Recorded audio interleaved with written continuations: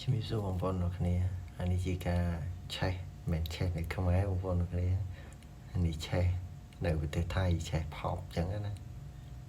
ឆេះចឹងពីល្ងាចមិញមែនតែសាញខ្ញុំមកបានចេញវីដេអូហើយឆេះស្ទោស្ថៅដែរនៅប្រទេសថៃចាប់ពីល្ងាចមិញហ្នឹងឆេះទាំងស្រង់តែម្ដងហើយសារព័ត៌មានថៃច្រើនក៏បានផ្សាយដែរ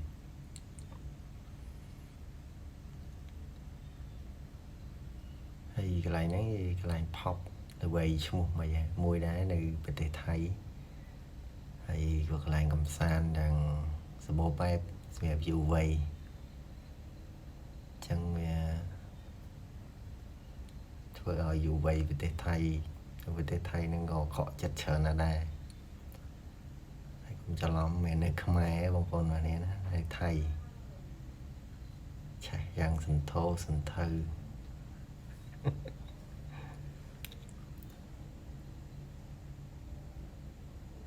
េះខ្លាំងមែនទែនយ៉ាងការគ្រប់គ្រងគីភ័យក៏មិនអាចគ្រប់គ្រងបានដែរឆេះប៉ុណ្ណេះគេได้ឆេះទាំងស្រុងអស់ហើយបងប្អូនគ្នាយ៉ាងវីដេអូខ្ញុំមានតែប៉ុណ្្នឹងទេអរគុណជំរាបលា